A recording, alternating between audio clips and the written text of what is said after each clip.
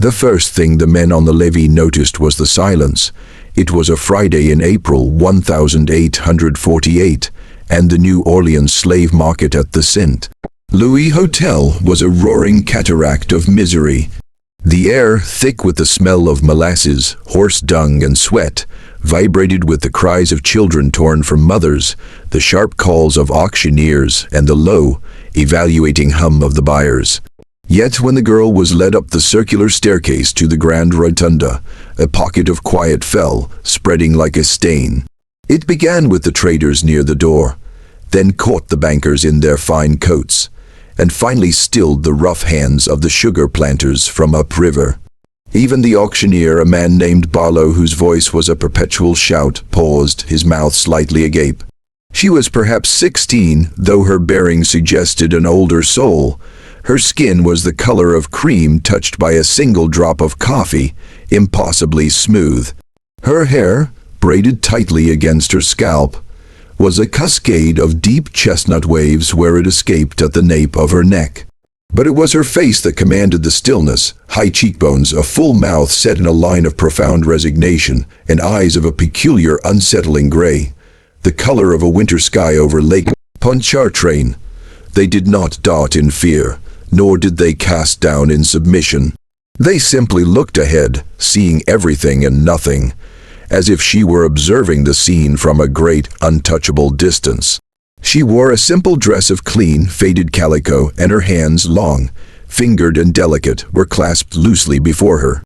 The men in the crowd, hardened by a lifetime of assessing human flesh for flaw and value, found no flaw. Only a terrifying, perfect beauty. Barlow found his voice. "Gentlemen, we have here a lot of singular quality, trained as a lady's maid in Virginia, expert seamstress, literate, of excellent health and character, a rare article. We start the bidding at $1,000. The number was astronomical, a sum that would buy a prime field hand or 2 skilled mechanics. Yet hands flew up, 1,100, 12, 1,500. The bids climbed in a frantic chorus, stripping her humanity away with each higher number, translating her into pure currency. Planters' wives, present to select household servants, glared at their husbands, who were bidding with a fervor that had little to do with domestic need. Through it all, the girl stood perfectly still. She did not flinch when a man with fingers stained by tobacco reached out to lift her lip and examine her teeth. She only turned her head slightly, those gray eyes passing over him as if he were a ghost. The bidding surpassed $2,000, then $2,500. The crowd was in a frenzy. In the back, a man with the pale, sun-starved complexion of an overseer muttered to his companion, "Ain't no woman worth a draft mule's weight in gold. There's a story there, or a curse." He was closer to the truth than he knew. For the girl on the block, whose name was being lost beneath the numbers, carried within her a secret and impossible, dangerous truth that had been whispered over her cradle, fought over in quiet rooms and buried under years of silent endurance. It was a truth that had shaped her every breath, and it was the reason she now stood in this palace of misery, being sold to the highest bidder. But to understand that secret, one must go back to the beginning, in the red dirt of Alabama, before the gray eyes learned to hide. She was born on a cotton plantation near Montgomery in the damp, feverish heat of an Alabama August. The master, John Asa Hawthorne, named her Jessamine, after the vine that grew on the back gallery of the big house. Her mother, a woman called Clemence, who worked the loom in the weaving house, was granted 3 days' rest from her labors. It was not kindness. Clemence was Hawthorne's most valuable seamstress and weaver, her fingers capable of turning coarse cotton and wool into fabric so fine it was used for the family's own garments. Her productivity was an asset, and assets were protected. The child's appearance caused a stir in the quarters. Clemence's skin was a rich, dark brown, her features strong and broad. The baby was light, with a dusting of copper in her skin and a startling fuzz of soft, straight hair. In the slave quarters, such things were noted with a mixture of pity, awe, and fear. They were signs, markers of a violence that needed no naming. But as the infant grew into a toddler, the peculiarity deepened. Her eyes, which Clemence swore were a deep blue at birth, settled into that clear, luminous gray. She was a child of eerie, mismatched beauty, a living question mark. Hawthorne, a man of stern Presbyterian morals and brittle pride, took an unusual interest. He would often call for Clemens to bring the child to the back steps of the big house when he took his evening cigar. He never touched her, merely observed her from his rocking chair, his gaze speculative, cold, a curious little thing. He once remarked to his wife, Eleanor, a pinched woman who spent her days on a fainting couch smelling of camphor, "Looks almost foreign. She looks like sin." Eleanor Hawthorne replied, not looking up from her devotional. "A testament to the brutishness of men. Keep her away from the house, John. She unsettles the maids." But Hawthorne did not keep her away. He allowed Clemens to bring Jessamine when she came to collect or deliver sewing. The girl learned stillness early. She would sit on a scrap of rug in the corner of the weaving house, watching her mother's shuttle fly, listening to the rhythmic thump of the loom. She did not speak until she was nearly 3, and when she did, her words were complete, quiet sentences. She observed everything: the way the light fell through the warped wood planks, the different sounds of Master Hawthorne's bootsteps, angry, thoughtful, hurried. She learned the lexicon of the plantation not through words, but through a silent catalogue of tension, the tightening of a shoulder when the overseer, Mr. Pierce, rode into the quarters, the specific quiet that fell over the field hands' cabins at night when the hounds were baying in the distance. Her world was small: the weaving house, her mother's cabin, the dusty lane between. Her mother's love was a fierce, silent thing, expressed in extra scraps of sweet potato tucked into her bowl, in the tightness of her embrace at night, in the low songs she hummed. Songs not of the Alabama place, but of an older, lost geography, of Carolina, and maybe, in their melodic turns, of something even more distant. When Jessamine was 5, the first fracture came. Master Hawthorne's brother, a lawyer from Mobile, visited. He saw Jessamine fetching water from the well. He stared, then laughed, a sharp, mirthless sound. "Good God, John, she's the very image of old Colonel Bryce. The eyes, the set of the chin, it's uncanny." Hawthorne's face turned to stone. Colonel Thaddeus Bryce was their maternal grandfather, a Revolutionary War hero and a man of legendary severity, whose portrait hung in the Montgomery townhouse. He had been dead for 30 years. That night, Clemens was summoned to the master's study. Jessamine, hidden in the shadows of the back porch, heard the low, vehement tones through the window. "Who was her father, Clemens? I will have the truth." Her mother's voice, steady but faint. "I don't know, Master John." A thump, a hand on a desk. "Do not lie to me. My brother seems to think she carries a family resemblance, a white family resemblance. I don't know." Clemens repeated, the words a shield. Hawthorne's voice dropped to a venomous whisper. "You will never speak of this. You will keep that child out of sight. Do you understand? She is an accident of nature, a fluke. And if I hear one word, one whisper of this absurdity, you will find yourself picking cotton in the bottomlands until you drown in it, and she will be sold to the first river trader that passes." Jessamine did not understand the words, but she understood the fear that radiated from her mother that night, a coldness that held them both long after they returned to their cabin. A new rule was laid down.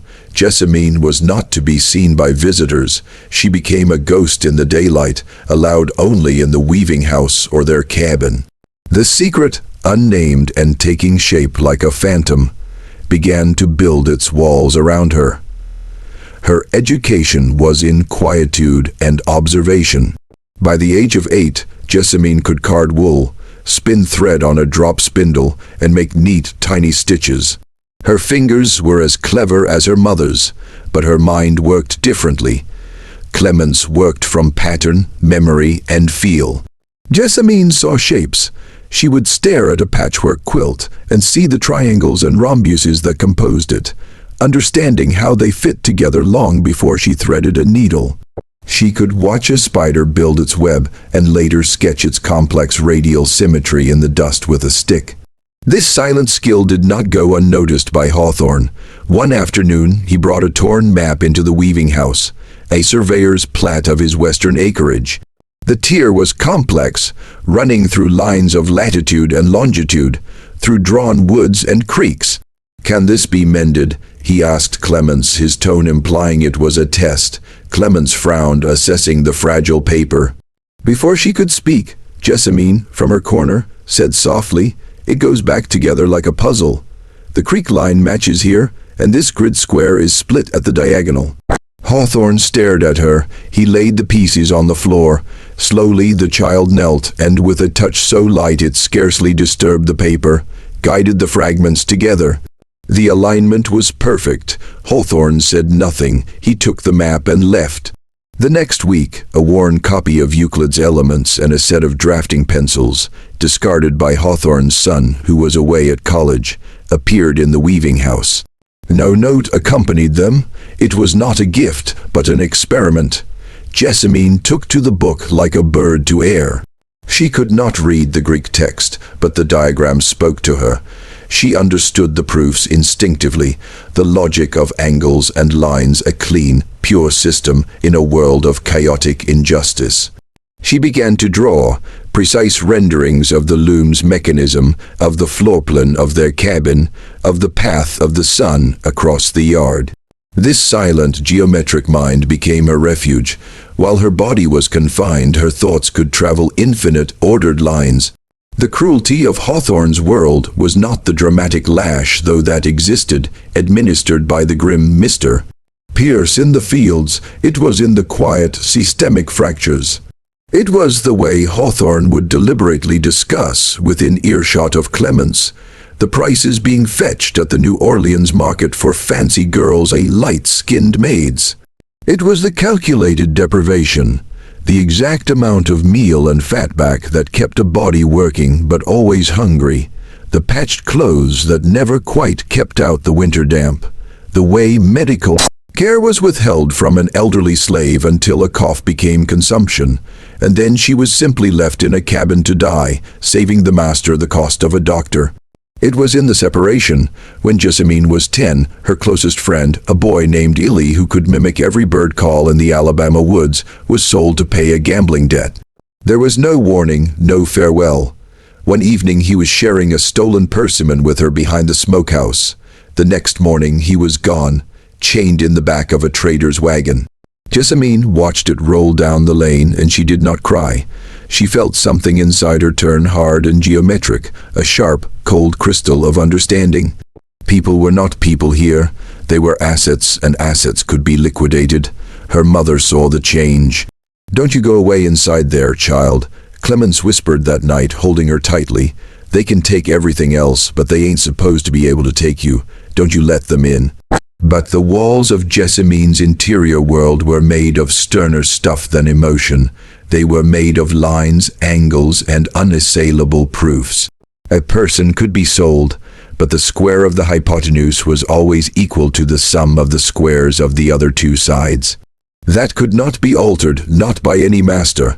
When Jessamine was 14, the delicate, terrible balance of their lives shattered. Eleanor Hawthorne died of a sudden fever. The master, in his grief or his guilt, or perhaps simply in a cold reassessment of his assets, decided to relocate to a smaller plantation in Mississippi, managed by an overseer. He would take only a skeleton staff of house slaves. The rest, including Clemens and Jessamine, were to be sold. The news was delivered by Mr. Pierce, his face as expressionless as a hammer. "Master says you're to be made presentable. Traders coming through next week. You're for the lot." Clemens did not beg or weep. She simply nodded, her face hardening into a mask as still as her daughter's. That night in their cabin, she took Jessamine's face in her work-worn hands. "Now you listen," she said, her voice low and urgent, each word a drop of iron. "What I tell you now is your life. You remember it all. Your grandfather was a man named Thaddeus Bryce. He was Master Hawthorne's mama's papa, a hard, wicked man. He came to my mother's cabin when she was a girl on the Carolina place. My mother was your grandmother. I am his daughter. John Hawthorne is my half-brother. You are his niece." The geometric world in Jessamine's mind reeled. The lines of relation, of kinship, twisted and reformed into a monstrous, impossible shape. The cold interest, the fear of resemblance, the hidden books, it all snapped into a terrible, logical clarity. She was not just a slave, she was family, property and kin, twisted into one abomination. He knows, Jessamine asked, her voice barely a breath. He's known since your eyes turned gray. He sees his grandfather every time he looks at you. It's a poison in him. He can't bear the proof of his own blood acting like a brute, and he can't bear the proof sitting here on his land, so he's going to erase us. Selling us is his way of burning the evidence. Why didn't he just? Jessamine couldn't finish. Kill us. Clemence's smile was bitter. I'm his best weaver, and you're a mystery he couldn't solve, and maybe in his rotten heart, a sliver of something that knew it was wrong. But a sale, that's just business. That wipes his conscience clean. She gripped Jessamine harder. This is the secret you carry. It is a dangerous one. It will make some men desire you more and others hate you with a killing hate. You tell no one, you lock it away like gold, but you remember. You are Jessamine, daughter of Clemence, granddaughter of Thaddeus Bryce. You are not just what they say you are. Your mind, those drawings, that's his mind too. God help you. That's the devil's joke. Now promise me, you survive, you find a way. A week later, the traders came. Clemence, valued for her skills, was sold separately to a factor heading to Tennessee. There were no dramatic goodbyes. They were lined up in the yard, examined and parted. Jessamine watched her mother's straight back as she was led to a different wagon. Their eyes met for a final second. Clemence gave an almost imperceptible nod. Remember, then she was gone. Jessamine, along with 10 others, was chained and loaded onto a flatboat bound for the great market, New Orleans. The journey was a descent into a new circle of hell, the choking heat of the hold, the groans of the sick, the casual brutality of the crew. Jessamine retreated completely into her interior geometry. As the boat slid south, she mapped the river's curves in her mind, calculated the speed of their travel by the sun, built imaginary structures in the air. It was the only way to keep the howling void of loss at bay. In New Orleans, she was taken to a breaking house, run by a Madame Delphine, a free woman of color with a reputation for preparing girls for elite service. Here, the cruelty was not of the lash, but of refinement. Jessamine was scrubbed, dressed in modest but well-cut gowns, and taught the minutiae of upper-class white life. How to arrange a lady's hair in the latest style, how to care for silks and laces, how to serve tea without a sound. She was taught to read better, but only appropriate texts, devotional poetry, household manuals. Her geometric mind was forced to apply itself to the architecture of a corset, the calculus of a multi-course dinner service. Madame Delphine was a keen observer. She saw Jessamine's quickness, her unnerving calm, and her beauty, which blossomed in these stifling surroundings like a forced orchid. "You are a special case, Cheer," she said one evening, her voice like silk over glass. "Your master in Alabama, he was a fool or a frightened man. Beauty like yours with a quiet mind, that is worth more than a diamond. But you must learn to smile a little, not with your eyes, never with your eyes, but the mouth. Men want a beautiful thing to be pleasant, it reassures them." Jessamine learned to fashion the smile, a slight, empty upturn of the lips that meant nothing. Madame Delphine also discovered her drawing skill. She provided her with better paper and ink. Jessamine began to draw the intricate ironwork of the French Quarter balconies, the precise patterns of the parquet floors. Madame Delphine sold some of these drawings discreetly to an architect, pocketing the money. "A talent should not be wasted," she said. Even here, for a year, Jessamine lived in this gilded limbo. She was not mistreated physically, but the psychic violence was constant. She was an object being polished for a higher price. The secret of her blood burned inside her, a cold fire. Sometimes when she saw a particularly arrogant white man in the street, a man with a certain set to his jaw or a shade of gray in his eye, she would think, "You could be my cousin, my uncle, my brother." The thought was a weapon she turned on the world. Her turning point came from an unexpected ally. Among Madame Delphine's staff was an old, lame Haitian man named Jean-Pierre, who tended the small courtyard garden. He spoke little, but he watched Jessamine as she sat drawing on a bench. One afternoon, as she sketched the parabolic curve of a jasmine vine, he limped over.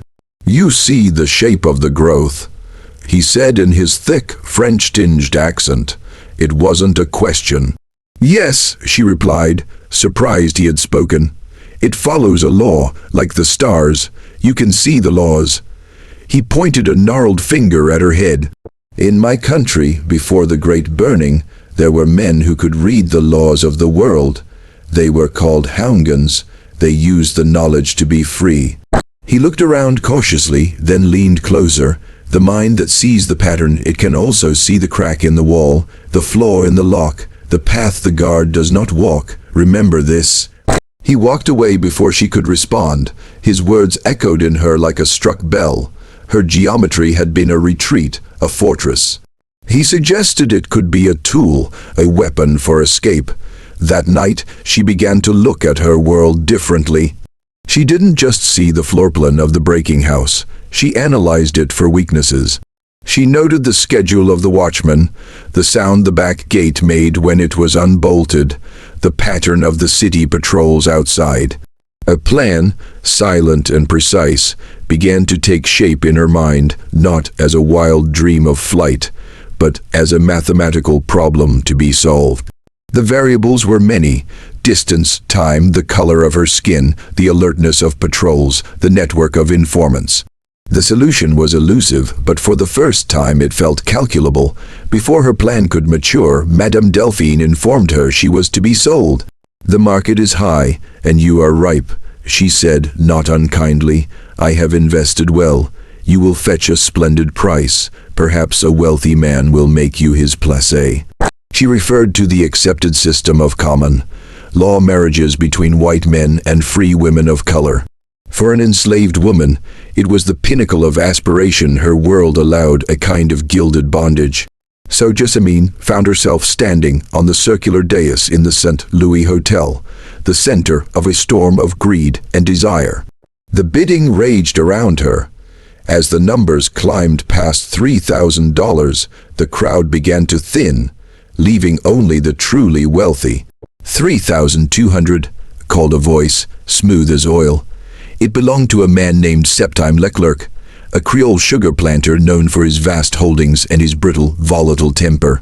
His eyes, small and dark, fixed on Jessamine with the possessiveness of a man buying a singular artwork. 3,300.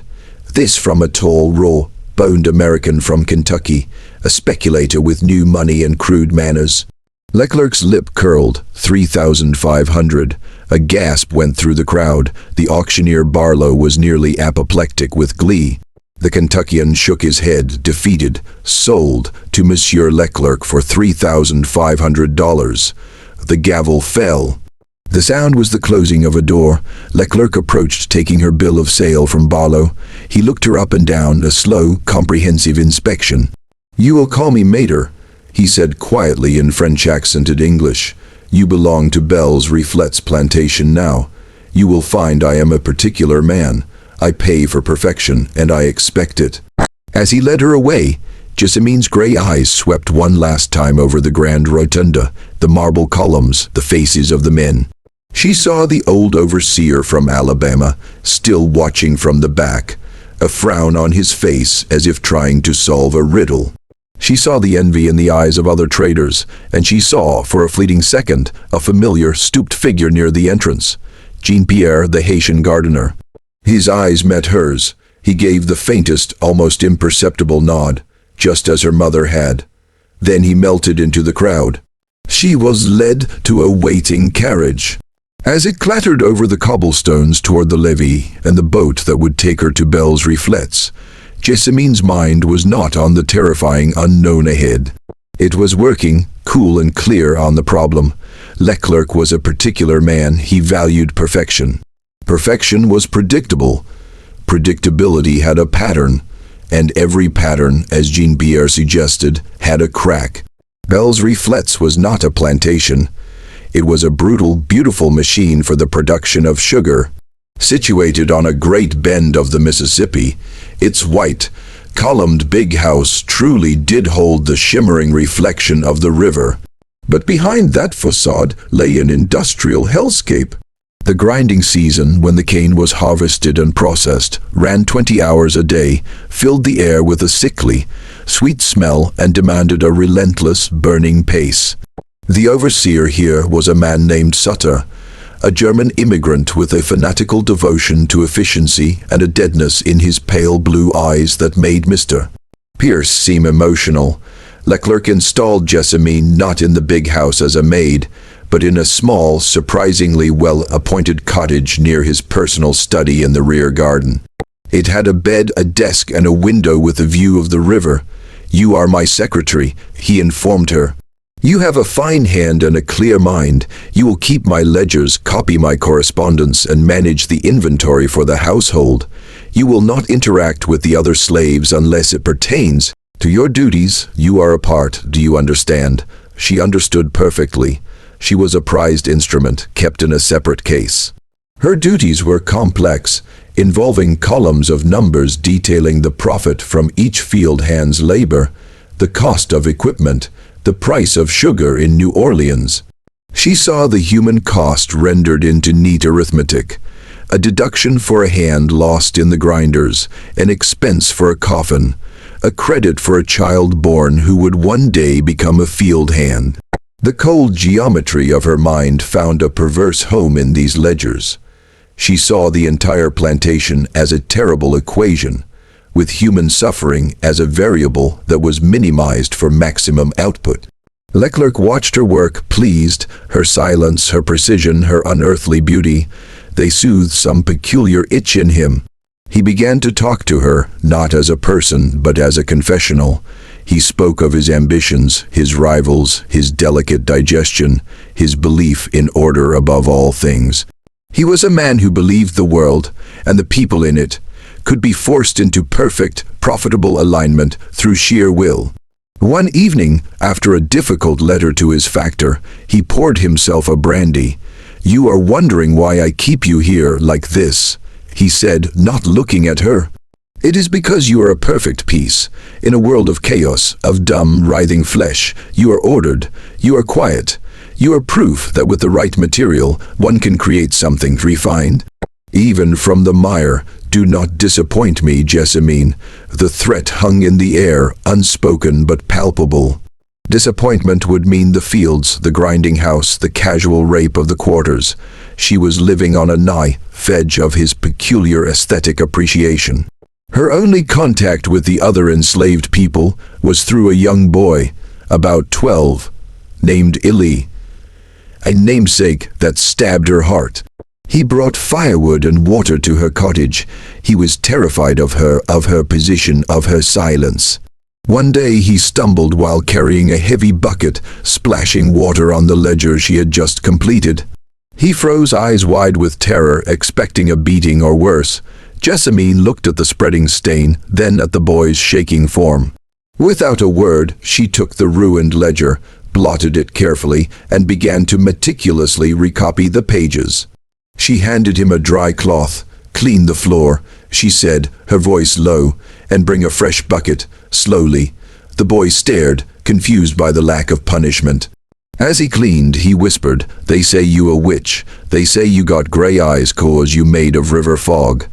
A ghost of her manufactured smile touched her lips. "I am made of the same dirt as you, Illy. Now go." It was a small, risky kindness, but in the perfect machine of Bell's reflets, even a small kindness was a flaw. And flaws could be exploited. The revelation came not through violence, but through paper. Leclerc was engaged in a bitter lawsuit with a neighboring planter over a narrow strip of floodplain. The case hinged on an old Chinese letter survey. He ranted about it for days. "The original plat is lost. That fool judge will rule on hearsay. It is anarchy." Jessamine, copying some of his legal correspondence, saw a reference to the surveyor, a man named Alistair Finch, 1809.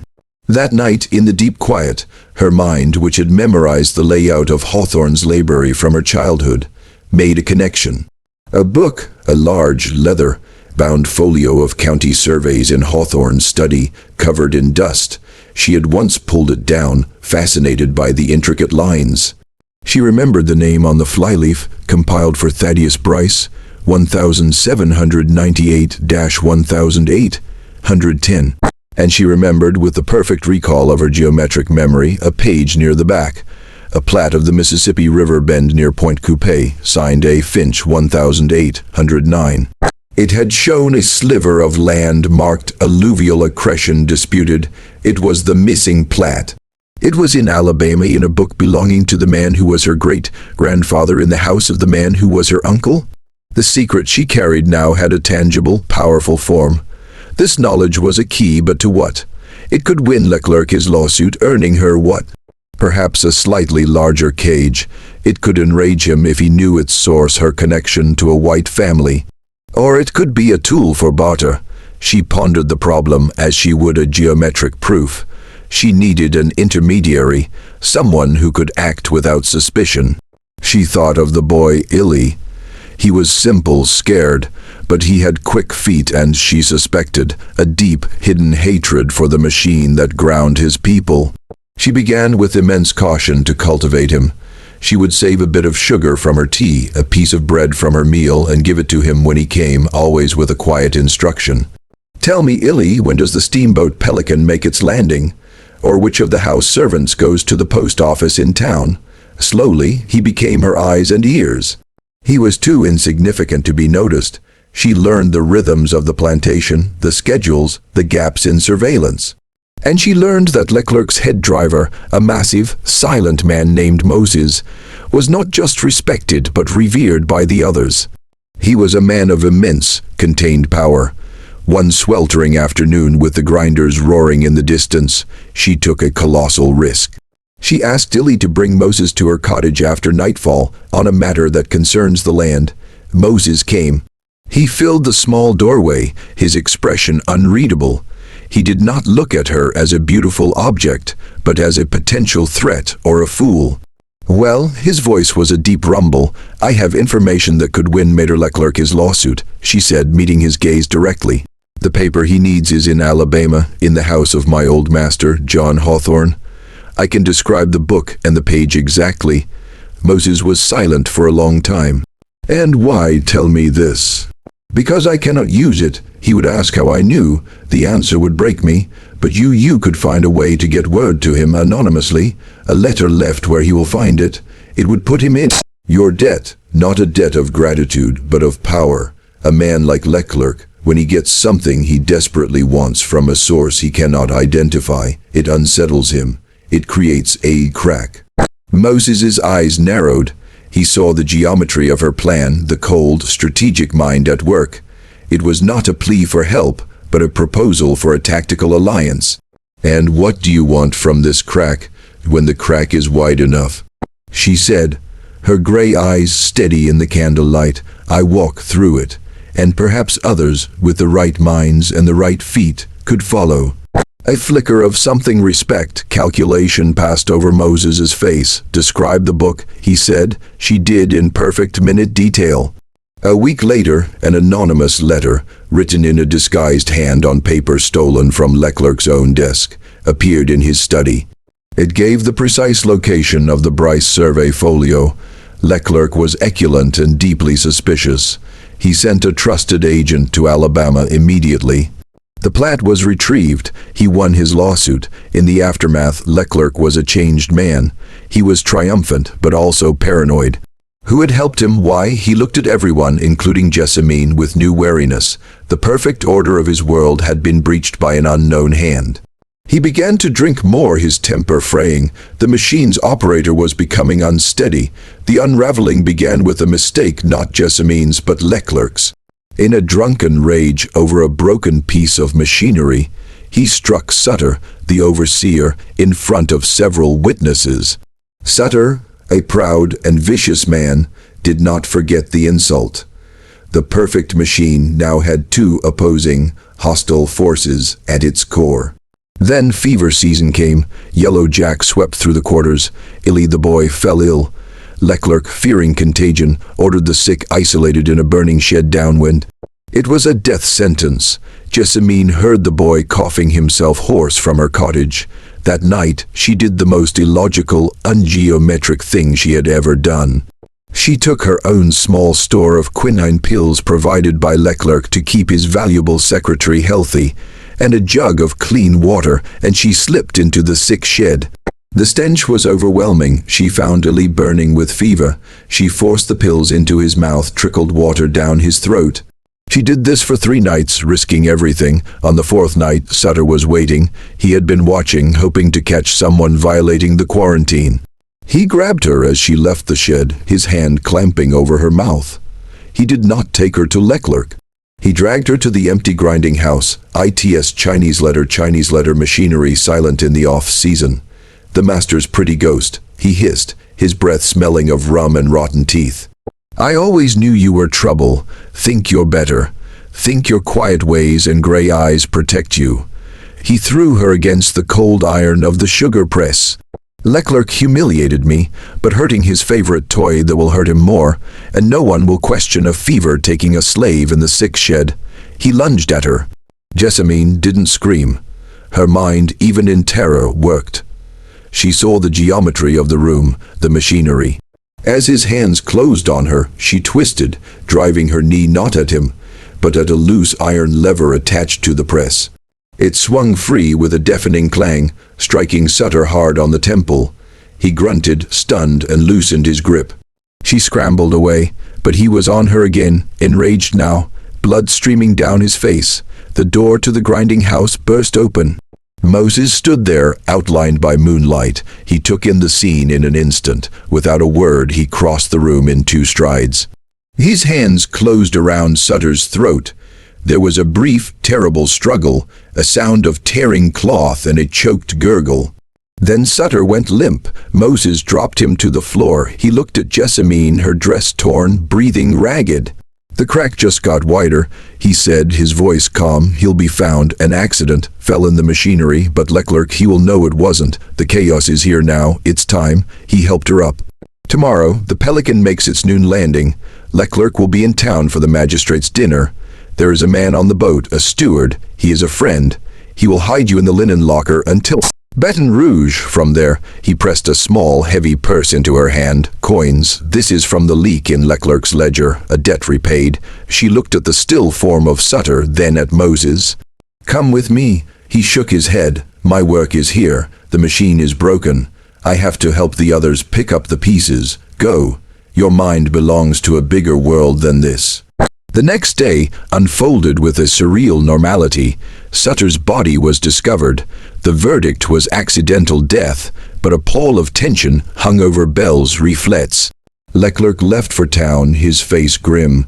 At precisely 11:30, Jessamine, wearing a simple dress of a house servant and carrying a small bundle with her drawing tools and the Book of Euclid, walked calmly away from her cottage. She did not take the road, but used the path she had mentally mapped for months, moving from the cover of one cane field to the next, then through a stand of cypress to the river's edge. The Pelican was a noisy, belching monster at the landing. Slaves loaded bales of cotton, passengers milled. She saw the steward, a man with a kind, weary face, who gave her the slightest nod. As he directed a commotion with a spilled crate, she slipped up the gangplank and into the ship's dark, hot belly.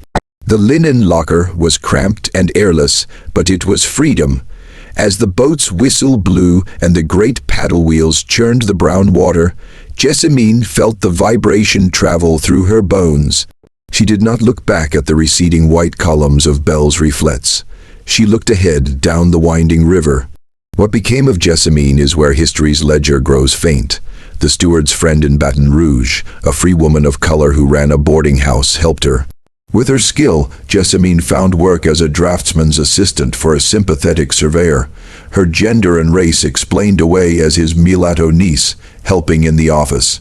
Her geometric mind found legitimate, peaceful work mapping the growing city. She lived quietly, frugally, saving money. In 1855, a notice appeared in a New Orleans paper placed by a lawyer. It sought information on the whereabouts of a Jessamine, formerly of the Hawthorne Plantation, Alabama. and later of Bell's reflets. The contact was a J, a Sir Hawthorne, executor of the estate of Clements. Her mother was dead. Hawthorne, perhaps in a final guilt-tracked gesture, had manumitted Clements in his will and left a small sum for her daughter, Jessamine. It was blood money, a last feeble attempt to balance an impossible equation. Jessamine saw the notice. She did not respond to J, a Sir Hawthorne, but she used a small portion of her savings to travel to Tennessee. She found her mother's grave, a simple marker in a colored churchyard. She placed a sprig of jasmine on it and stood there for a long time, the wind moving through the trees. She did not weep. The tears had been geometrized long ago into something harder and more enduring. The Civil War came and went. Jessamine, living in the relative anonymity of Baltimore by then, working for an engineering firm that valued her preternatural skill with blueprints, watched the world change. She never married. She kept her own name. She saved, invested wisely, and in her later years funded a small school for colored children, with a particular emphasis on mathematics and draftsmanship. She died in 1903 of pneumonia in a tidy row house. Her obituary in the colored newspaper was brief. Jessamine Bryce, a skilled draftswoman and benefactor, passed quietly. No known survivors. Her will directed that her personal papers be burned. They were, all but a single locked metal box. The box was found in 1972 during the renovation of the Baltimore row house, hidden beneath floorboards. Inside were three things: a worn copy of Euclid's Elements, a set of drafting pencils, and a single sheet of vellum. On the vellum was not a drawing, but a meticulously rendered genealogical chart. It was a cold, geometric family tree. On one side it listed names like Thaddeus Bryce, Eleanor Bryce Hawthorne, John Asa Hawthorne. Lines of descent were drawn with firm, straight edges. On the other side, connected by a single dashed line, the kind used in surveying to indicate a hidden or uncertain boundary, were the names Clements Bryce, and finally, at the bottom, Jessamine. Beneath the chart, in her precise, beautiful hand, was written, "I have drawn the lines as they are, not as they were allowed to be." The dashed line is the truth they feared. It is the hypotenuse of the right triangle, the line that connects two points that should, by their law, never meet. It was the invisible strength that bore the weight. I calculated my life by angles and proofs, but my existence was the one irrational number in their perfect, brutal sum. Let this be the only proof, that I was here, and I was both, and I was neither, and I lived. J. The story of Jessamine is not one of dramatic rebellion or glorious triumph. It is a story of a mind that refused to be enslaved, even when the body was. It is about the quiet, terrifying resilience of a secret that was both a curse and a salvation. In an economy built on the absolute categorization of human beings, she was the uncategorizable. Her survival was her final, elegant proof, a living contradiction to the system's core logic. Her legacy is not in monuments, but in the clean lines of a Baltimore street she helped survey, in the silent strength of a locked box truth, and in the simple, devastating geometry of a dashed line. On a forgotten piece of vellum, a line that whispers across the years of lives fractured, hidden, and defiantly remembered.